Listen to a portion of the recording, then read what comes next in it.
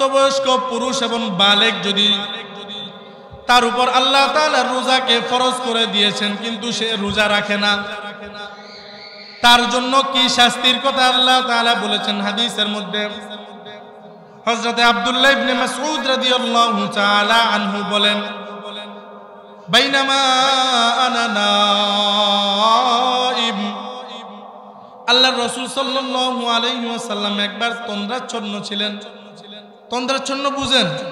তন্দ্রাচ্ছন্ন হলো কোন মানুষের যখন ঘুম আসে, ঘুম আসার আগে সে যে একটা মানে ঘুমের যে একটা ঝাঁকুনি দেয় না, একটা মানে মনে ঘুম আসবে আসবে একটা ভাব থাকে, এটাকে বলা হয় তন্দ্রাচ্ছন্ন।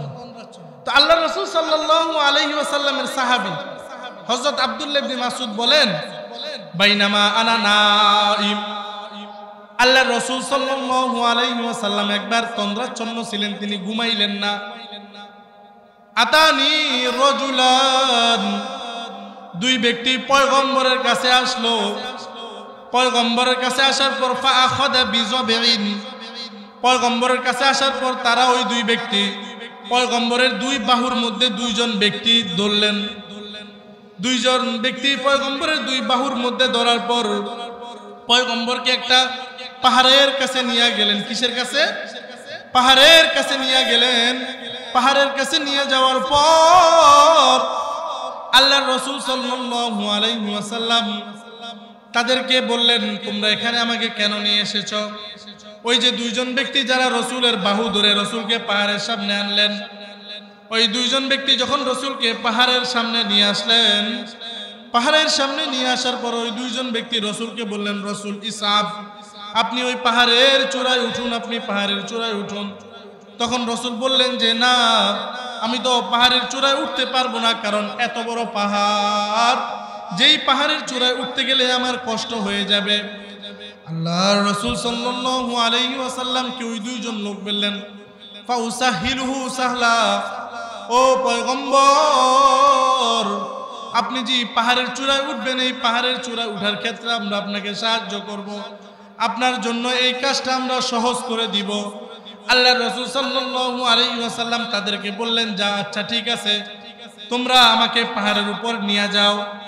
পয়গম্বরে আরবি রাসূল আকরাম সাল্লাল্লাহু আলাইহি ওয়াসাল্লামকে দুইজন ব্যক্তি বাহু ধরে আস্তে আস্তে আস্তে আস্তে পাহাড়ের উপর উঠাইতেছে, পাহাড়ের উপর উঠাইতেছে। এমন সময় পয়গম্বরে আরবি রাসূল আকরাম সাল্লাল্লাহু আলাইহি ওয়াসাল্লাম যখন পাহাড়ের মাঝখানে গেলেন, পাহাড়ের কোথায় গেলেন? একবারে মাঝামাঝিতে গেলেন। আল্লাহ রাসূল সাল্লাল্লাহু আলাইহি ওয়াসাল্লাম যখন পাহাড়ের মাঝামাঝি গেলেন, যাওয়ার পর ওই দুইজন ব্যক্তি রসুলকে বললেন, ও পয়গম্বর, এই যে আমরা এখানে আসলাম, এটা হলো পাহাড়ের মাঝখান। পয়গম্বর বললেন, তাহলে আমরা আরো কত দূর যেতে হবে? তারা বললেন যে রসুল, যেখানে আপনার গন্তব্য শেষ আমরা আপনাকে বলবো। পয়গম্বর আরবি রাসূল আকরাম সাল্লাল্লাহু আলাইহি ওয়াসাল্লাম যখন পাহাড়ের মাঝখানে গেলেন, তখন তারা কেমন রাসূল আকরাম সাল্লাল্লাহু আলাইহি ওয়াসাল্লাম কেমন জানি চিৎকারের আওয়াজ শুনতে পাইলেন। কেমন চিৎকারের আওয়াজ, যে আওয়াজ কান সহ্য করতে পারে না, চিৎকারের আওয়াজ, যে আওয়াজে কানে আসার সাথে সাথে কানটা কেমন জানি করে। ধরেন কোনো ব্যক্তিকে যদি, সেই ব্যক্তি কোনোদিন কামারের দোকানে যায় নাই, কিন্তু আপনি যদি ওই ব্যক্তিকে ধরে কামারের দোকানের সামনে নিয়ে যান, কামার যখন তার হাতলের মধ্যে হাতুড়ে দিয়ে বাড়ি মারবে, তখন দেখবেন বাড়ি মারার সাথে সাথে ওই সাউন্ডটা তার কানে বাড়ি লাগবে আর সে চমকায়া উঠবে। তো আল্লাহর রাসূল সাল্লাল্লাহু আলাইহি ওয়াসাল্লাম যখন পাহাড়ের মাঝখানে গেলেন, এমন জোরে চিৎকার শুনতেছেন, পয়গম্বর আরবি তার ওই দুইজন ব্যক্তিকে বললেন, যারা রসুলকে ধরে নিয়ে আসলো, তাদেরকে বললেন যে এমন চিৎকারের আওয়াজ কেন শোনা যায়, আমাকে বলো। ওই দুইজন ব্যক্তি পয়গম্বরকে বললেন, ও পয়গম্বর, আপনার পাহাড়ের চূড়ায় যেতে হবে, চলেন, আপনি পাহাড়ের চূড়ায় চলেন। আস্তে আস্তে যেতে যেতে যেতে যেতে পয়গম্বর পাহাড়ের মাঝখান থেকে যখন আস্তে আস্তে উপরে উঠতেছে, ওই চিৎকারের আওয়াজটা আস্তে আস্তে বাড়তেছে, আস্তে আস্তে বাড়তেছে। পয়গম্বরের যত উপরে উঠে চিৎকারের আওয়াজ বাড়বে, পয়গম্বর যত উপরে উঠে ওই চিৎকারের আওয়াজ বাড়বে। পয়গম্বর আরবি রাসূল আকরাম সাল্লাল্লাহু আলাইহি ওয়াসাল্লাম যখন পাহাড়ের চূড়ায় উঠলেন, কোথায় উঠলেন? একবারে পাহাড়ের চূড়ায় উঠলেন।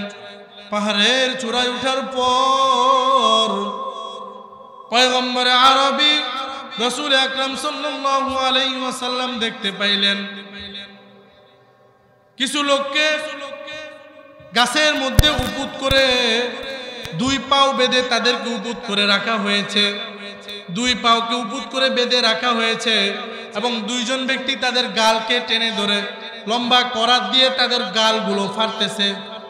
পয়গম্বর যখন তাদের এই দৃশ্যটা দেখলেন তখন পয়গম্বর বুঝতে পাইলেন যে ওই যে আমি পাহাড়ের মাঝখানে আওয়াজটা শুনলাম, এই আওয়াজটা হলো এই লোকদের চিৎকারের আওয়াজ, এই লোকদের চিৎকারের আওয়াজ। কারণ তাদেরকে উপর করে দুই পাও গাছের মধ্যে এভাবে বেঁধে তাদের এই যে চোয়াল গাল আছে না, গালগুলো এমন টেনে ধরে দুইজন করাত দিয়ে তাদের গালগুলো কাটতেছে, গালগুলো কাটতেছে। তখন পয়গম্বর ওই যে দুইজন ব্যক্তি যারা পয়গম্বরকে ধরে নিয়ে আসলেন তাদেরকে প্রশ্ন করলেন, ভাই তোমরা আমাকে এখানে নিয়ে আসছো, আমি দেখতেছি কিছু ব্যক্তিকে উপুত করে তাদের গাল ফাড়তেছে, এটার কারণ কি? তখন তারা পয়গম্বরকে উত্তর দিলেন, ও পয়গম্বর, ওই সমস্ত ব্যক্তি হলো তারা রমজান মাসে ইফতারি করার আগে তারা আবার ইফতারি করে, ইফতারি করার আগে তারা আবার ইফতারি করে। বিষয়টা কেমন? কোনো ব্যক্তি রোজা রাখলো, কোনো ব্যক্তি রোজা রাখলো, ওই যে আমরা দুষ্টামি করে বলি, বাচ্চারা যখন রোজা রাখে তাদেরকে বলি, জিজ্ঞেস করি, এই বেটা রোজা কয়টা রাখছস? হুজুর 2টা, হুজুর 3টা। তার মানে হ্যাঁ রোজা রাখছে, রাখার পর আবার খায়া ফেলছে, কিন্তু খায়া ফেলার পরে সে হিসাব করে যে হুজুর 3টা রোজা রাখছি, 4টা রোজা রাখছি। হাদিসের মধ্যেও সাহাবী এই কথা বুঝাইতে চাইলেন, যেই ব্যক্তি রোজা রাখলো, রোজা রাখার পর সে ইফতারি করার পূর্বে ইফতারি করলো, তার মানে তার ইফতারের সময় হওয়ার পূর্বে সে রোজাটাকে ভেঙে ফেলল, ইফতারির সময় আসার পূর্বে সে রোজাটাকে ভেঙে ফেললো।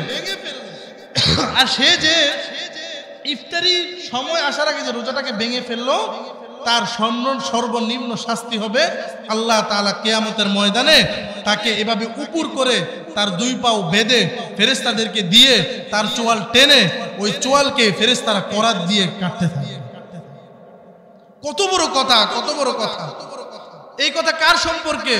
যে সেহরির সময় উঠছে, উঠার পর বিবির সাথে ভাত খাইছে, সন্তানের সাথে ভাত খাইছে, ভাত খাওয়ার পর আবার উঠতে পড়ছে, কোথার থেকে আবার উঠছে সকালে, উঠার পর তার আর ভাল লাগে না, চার দোকানে গেছে, গিয়া দেখা যায় লাল ফ্যানাল লাগাইয়া ভিতর কাজ চলতেছে, ভিতর কি চলতেছে?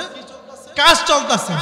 আর হের তো আর মন মানে না, হের লগের যেগুলা সব তো আঞ্জুরটি গাঞ্জুরটি, ওর ভিতরে বইবা খাইতেছে। হে বেড়া তো একটু ভালো মানুষ, যেহেতু রোজা রাখছে। আর যেগুলো ওই আইটেমের, ওগুলো তো সেহরি খায় না, ওগুলা সেহরি খায় না, ওগুলা আবার রোজা আছে। ওই বেড়া তো ভালো মানুষ, তো হেও কি করছে, কাপড়টা একটু নিচ দিয়ে উঠাইয়া আগে একটু ভিতরে ঢুকে পড়ছে। ভিতরে কতক্ষণ বসে বসে টিভি দেখতেছে, টিভি দেখতেছে। দেখা যায় লগে যেটা বইছে, কলাও খায়, রুটিও খায়, আবার চাও খায়। কিও কলাও খায়, রুটিও খায়, আবার চাও খায়। কারণ কলা রুটি চা না খেলে দোকানদার একটু পরে যাও যাও আমার দোকান থেকে বাইরে হয়ে যাও, বেশিক্ষণ থাকুন যাবো না তো। কারণ যারা এরকম চা দোকানদার সুন্দর করে টিভি লাগাইয়া কাস্টমাররা যখন আহে, ওই যে IPL BPL খেলা চলে, আইয়া বইয়া আবার যতক্ষণ খেলা দেয় অতক্ষণ একটা পেটে খাইতে থাকে। তো ওই বেড়ার যে সাথী সঙ্গীরা তারা ওই পর্দা উঠে ভিতরে খাইতেছেন, হেও গেল, হের তো আর মন মানে না। কোন লকেটটা কইতে স্যার বেটা খা, খাইলে কি কেউ কি দেখবো না, পর্দা লাগানো না। তোর বউ তো জানতো না, তোর বউ তো জানতো না। আর যদি খাইতে ইচ্ছা করতে দোকানে পড়বি, ব্যাস আমরা আছি না। এখন ওই ব্যক্তি তার রোজা শেষ, ভাঙে ফেলছে। ওই ব্যক্তি তো এমন যে সেহরিও খাইছে, রোজার নিয়ত করছে, করার পর সে তার রোজাটা ভেঙে ফেলছে। তো রাসূল ওই ব্যক্তির সম্পর্কে বলতেছে যে কিয়ামতের ময়দানে আল্লাহ তাআলা তাকে এভাবে উপর করে তার চোয়ালকে টেনে করাত দিয়ে কেটে তার চোয়াল দ্বিখণ্ডিত করে। এরপর হযরত আব্দুল্লাহ ইবনে আব্বাস রাদিয়াল্লাহু তাআলা আনহু আরেকটা হাদিস আছে। হাদিসের মধ্যে আব্দুল্লাহ ইবনে আব্বাস রাদিয়াল্লাহু তাআলা আনহু বলেন, কোন ব্যক্তি যদি ইচ্ছাকৃতভাবে কোন রোজা ভেঙে ফেলে তাহলে আল্লাহ তাআলা তাকে জাহান্নামের সবচেয়ে নিম্ন শাস্তি দিবেন। জাহান্নামের সবচেয়ে নিম্ন যে শাস্তি আছে ওই শাস্তিটা দিবেন। দেখেন যেই ব্যক্তি রোজা রাখার পর সে রোজা ভেঙে ফেলছে, তার শাস্তি যদি এত কঠিন হতে পারে, আর যে রোজা রাখেই না ইচ্ছাকৃতভাবে, মুতাআম্মিদান, যে ইচ্ছাকৃতভাবে রোজা রাখেই না, তার শাস্তি তো আরো বড় হবে, তার শাস্তি আরো বড় হবে। তো মুহতারাম হাজিরিন, আল্লাহ তাআলা আমাদের সকলকে এই যে 30টা রোজা সামনে আসতেছে, সবগুলো রোজাকে আল্লাহ তাআলা আমাদেরকে রাখার তৌফিক দান করুক। আমরা কারা কারা এই 30টা রোজা রাখবো, সকলে হাত উঠে একটু আল্লাহকে দেখে দিন। নারে তাকবীর।